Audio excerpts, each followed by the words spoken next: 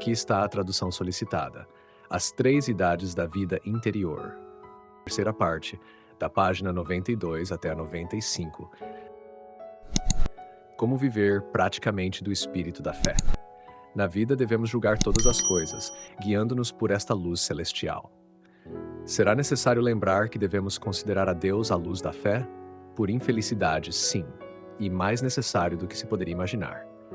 Pois muitas vezes não o consideramos senão através de nossos preconceitos, de nossos sentimentos humanos e de nossas minúsculas paixões, indo contra o testemunho que ele mesmo dá de si na Sagrada Escritura. Não é verdade que muitas vezes, até mesmo na oração, nos ouvimos a nós mesmos, atribuindo ao Senhor nossas próprias reflexões, inspiradas mais de uma delas pelo amor próprio? Nos momentos difíceis, em que nos deixamos levar pela presunção, não nos acontece pensar que a divina misericórdia é para nós e a justiça para aqueles que não nos agradam. E nas horas de abatimento, por outro lado, não nos sucede que às vezes duvidamos praticamente do amor de Deus e de sua infinita misericórdia. É verdade. Com demasiada frequência desfiguramos a fisionomia espiritual de Deus, olhando através de nosso egoísmo, esquecendo a verdadeira luz da divina revelação. Se nos guiarmos pela fé, não veremos a Deus através dos altos e baixos de nosso amor próprio, mas refletido nos mistérios da vida e paixão do Salvador, e naquele outro mistério da vida da Igreja, que todos os dias se renova na Eucaristia. Nesse caso, o olho da fé se purifica mais e mais pela mortificação dos sentidos, das paixões desordenadas, do julgamento próprio e da própria vontade.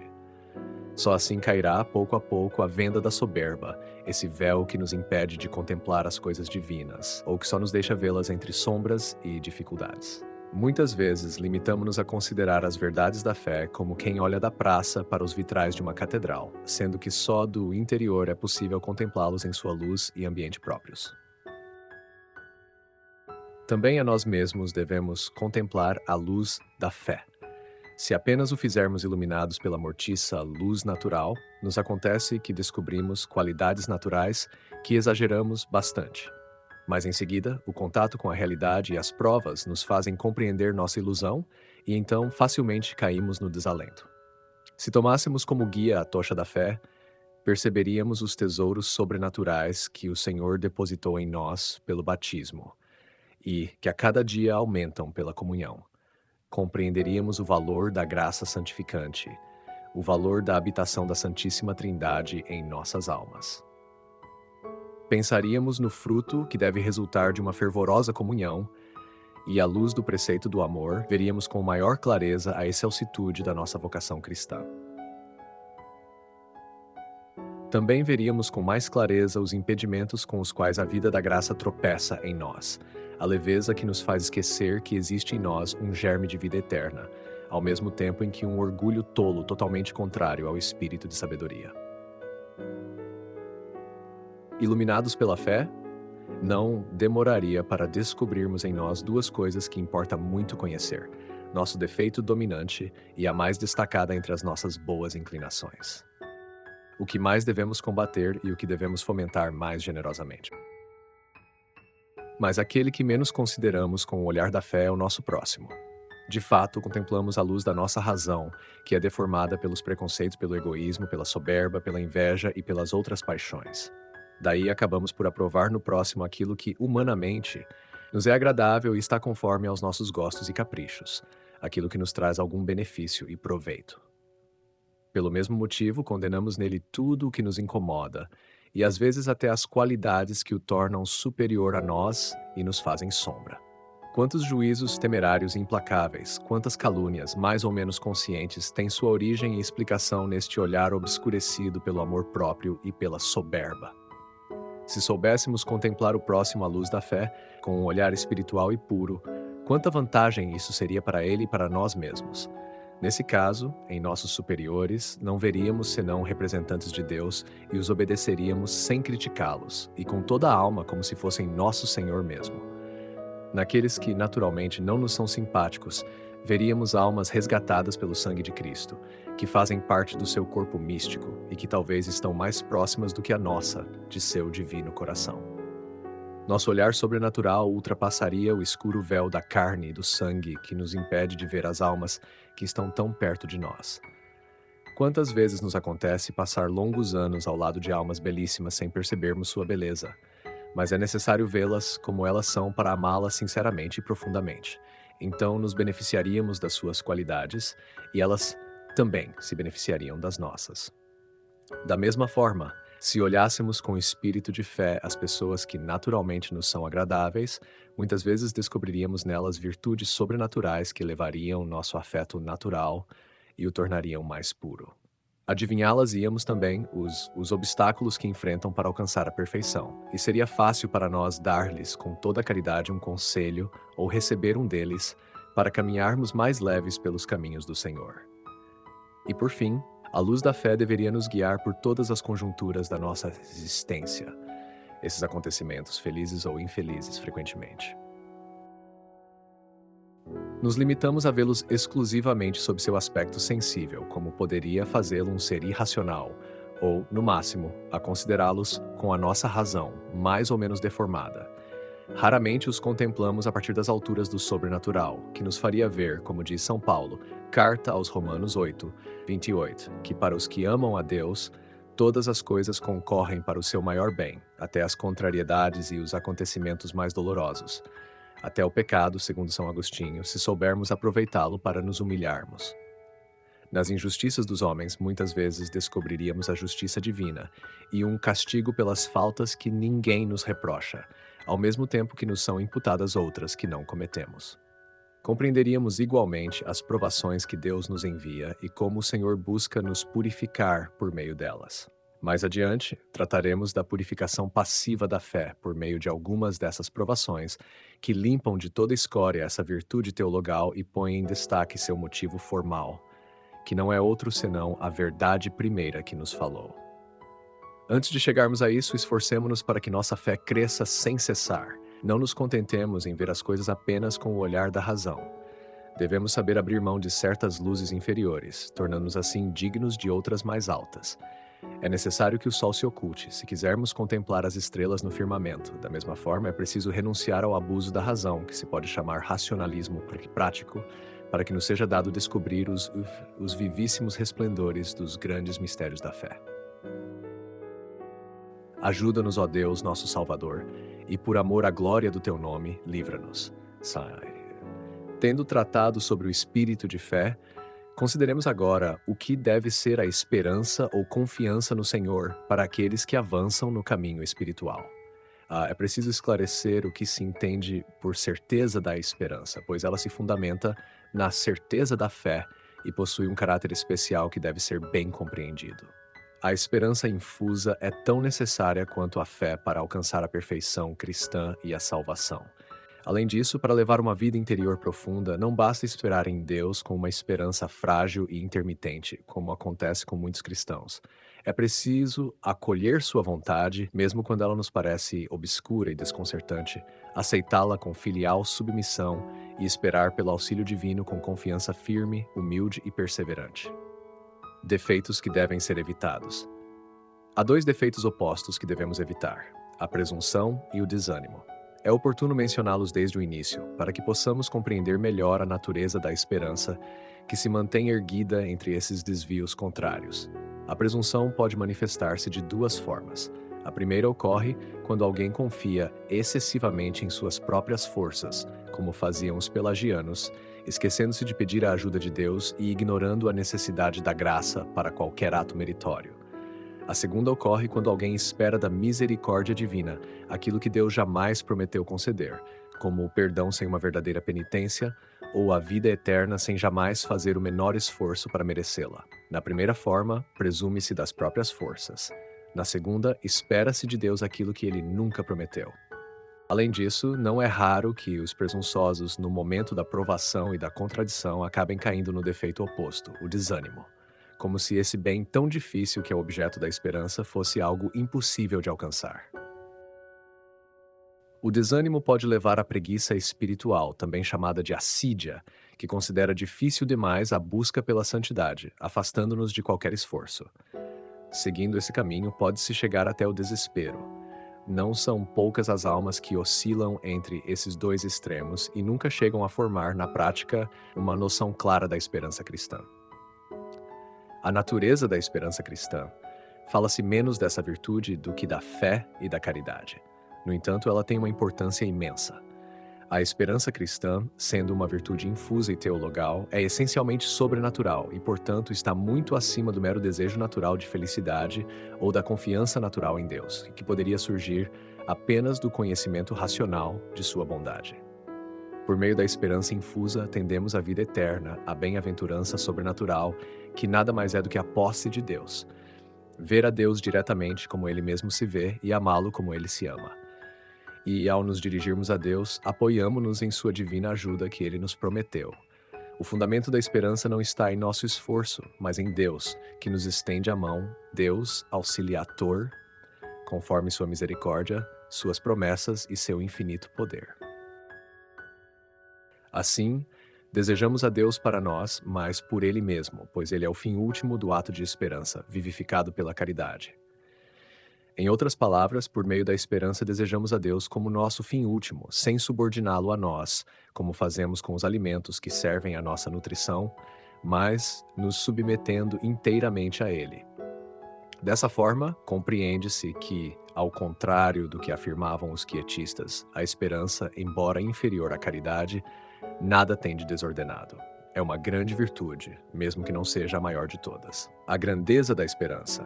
Entre as virtudes morais, a magnanimidade, especialmente quando infundida pela graça, ocupa um lugar elevado por nos fazer aspirar a grandes empreendimentos. Se isso é verdade no plano natural, com muito mais razão o é no sobrenatural, pois a esperança nos impulsiona a buscar o bem mais sublime de todos, a posse de Deus.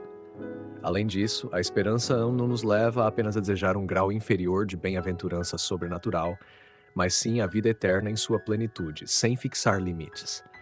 Ela nos conduz cada vez mais generosamente para Deus, fazendo com que o desejemos cada vez mais. A certeza da esperança. Nesta caminhada da esperança rumo à vida eterna, há um mistério desconhecido, mas também uma verdade certa, que muitos não compreendem. São Tomás de Aquino explicou isso com grande precisão, ao distinguir diferentes tipos de certeza: a certeza da ciência, a certeza da fé, a certeza da prudência e a certeza do dom da sabedoria. Aqui surge uma dificuldade. Ninguém pode ter certeza de sua salvação sem uma revelação especial, algo raro de acontecer. Assim, parece que a esperança não pode ser certa. Além disso, nem todos os que esperam se salvam, pois muitos acabam desanimando e, no fim, se perdem. Logo, à primeira vista, parece impossível esperar com certeza. Há aqui algo que não compreendemos completamente, um mistério. No entanto, apesar disso, a esperança é certa. Estamos diante de um dos mais belos contrastes entre luz e sombra na vida espiritual. A doutrina cristã nos ensina que essa certeza da esperança difere da certeza da fé. Como explica o próprio santo, a certeza da esperança não é uma certeza da inteligência, mas uma certeza participada na vontade, manifestando-se como uma inclinação interior. O conhecimento certo, afirma o Dr. Angélico, reside essencialmente na inteligência, mas também se encontra por participação em tudo aquilo que é movido infalivelmente para o seu fim pela inteligência. Assim, a natureza e o instinto dos animais operam com total segurança, conforme suas necessidades, sob a orientação da inteligência divina. A abelha, por exemplo, constrói sua colmeia com maestria e produz o mel com perfeição. Da mesma forma, a esperança se dirige com certeza ao seu fim, participando da certeza da fé que reside na faculdade cognoscitiva. No âmbito da vida humana, podemos entender isso por meio de um exemplo simples. Quando embarcamos em um trem rumo a Roma, ainda que não tenhamos certeza absoluta de que chegaremos ao destino, temos certeza de que estamos no caminho certo e confiamos em alcançar a meta final. Em outras palavras, por meio da esperança certa, ainda não possuímos uma segurança absoluta sobre nossa salvação futura, pois para isso precisaríamos de uma revelação especial. No entanto, temos a certeza inabalável de que estamos sendo conduzidos à salvação, guiados pela infalível direção da fé e apoiados nas promessas de Deus. Afinal, como nos ensina a tradição, Deus nunca ordena o impossível, mas nos manda fazer o que podemos e pedir aquilo que não conseguimos por nossas próprias forças. Portanto, a segurança da esperança cristã não é uma certeza imediata da salvação, mas a convicção absoluta de que estamos caminhando para ela. Dessa verdade fundamental derivam muitas conclusões práticas e preciosas propriedades da esperança. Notas explicativas. Sobre a visão de Deus à luz da fé. O autor destaca como frequentemente projetamos nossos próprios sentimentos e preconceitos sobre Deus, em vez de vê-lo como ele realmente se revela na Sagrada Escritura. Essa reflexão está enraizada em uma tradição teológica que adverte contra a formação de uma imagem de Deus baseada em nossas emoções passageiras. O Catecismo da Igreja Católica ensina que Deus se revela plenamente em Jesus Cristo, e não segundo nossas percepções limitadas. A purificação da visão espiritual. A metáfora da catedral e seus vitrais ilustra como a fé ilumina nossa compreensão espiritual. Olhar de fora, sem a luz adequada, distorce a beleza do que está dentro. Esse conceito remete à teologia mística, que ensina que a contemplação autêntica exige desprendimento do ego e das paixões desordenadas. São João da Cruz descreve esse processo como a noite escura, na qual a alma precisa ser purificada para enxergar a verdade divina sem as distorções do amor próprio. O autoconhecimento à luz da fé. A fé não apenas nos revela a Deus, mas também a nós mesmos. Sem ela, tendemos a superestimar nossas qualidades ou cair no desânimo quando confrontados com a realidade. A tradição espiritual católica insiste no exame de consciência como caminho para o crescimento na graça. Santo Inácio de Loyola, em seus Exercícios Espirituais, ensina que devemos reconhecer nossas inclinações mais profundas, aquilo que nos leva para Deus e aquilo que nos afasta dele. A visão do próximo, segundo a fé. O texto denuncia a tendência humana de julgar o próximo segundo nossos interesses e preconceitos. Em contraste, a fé nos convida a ver cada pessoa como um membro do corpo místico de Cristo, um conceito central da eclesiologia católica. São Paulo, em suas cartas, exorta os cristãos a não olharem uns aos outros segundo a carne, 2 Cor 5,16, mas como irmãos redimidos. A visão dos acontecimentos à luz da fé. O autor menciona a passagem de Romanos 8,28. Todas as coisas concorrem para o bem daqueles que amam a Deus.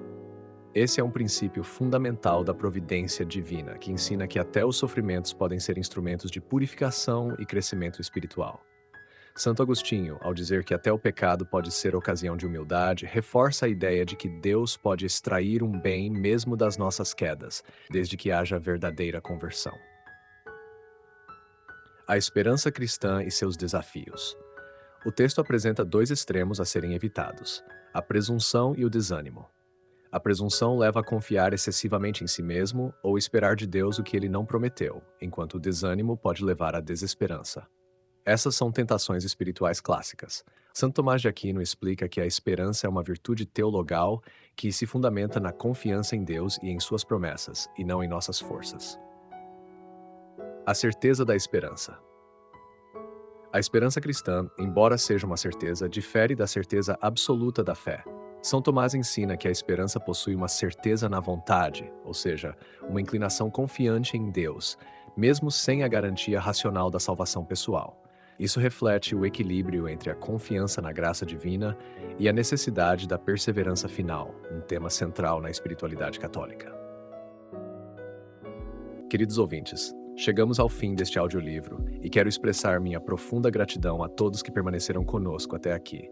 Sua dedicação em acompanhar essa obra é um verdadeiro sinal de busca pela sabedoria e pelo crescimento espiritual. Que o conteúdo ouvido possa nutrir sua alma e fortalecer sua fé. Aproveito para convidá-los a explorar as playlists do canal Caminho Católico, onde vocês encontrarão outros tesouros espirituais. São obras que podem acompanhar e iluminar sua jornada, como Castelo Interior de Santa Teresa de Jesus, Confissões de Santo Agostinho, Palavras Bíblicas com o Evangelho comentado por grandes eclesiásticos, Filoteia de São Francisco de Sales, Tratado da Verdadeira Devoção à Santíssima Virgem de São Luís Maria de Montfort, A Imitação de Cristo de Tomás de Kempis e As Três Idades da Vida Interior do Padre Garrigou Lagrange. Cada uma dessas obras oferece um caminho profundo de reflexão e conversão, e espero que possam encontrar nelas a mesma riqueza espiritual que proporcionaram a tantas gerações. Nosso canal está sempre aberto para quem deseja aprender e crescer na fé. Continue nos acompanhando e compartilhando essa jornada espiritual. Mais uma vez, obrigado por sua presença e que Deus abençoe a todos.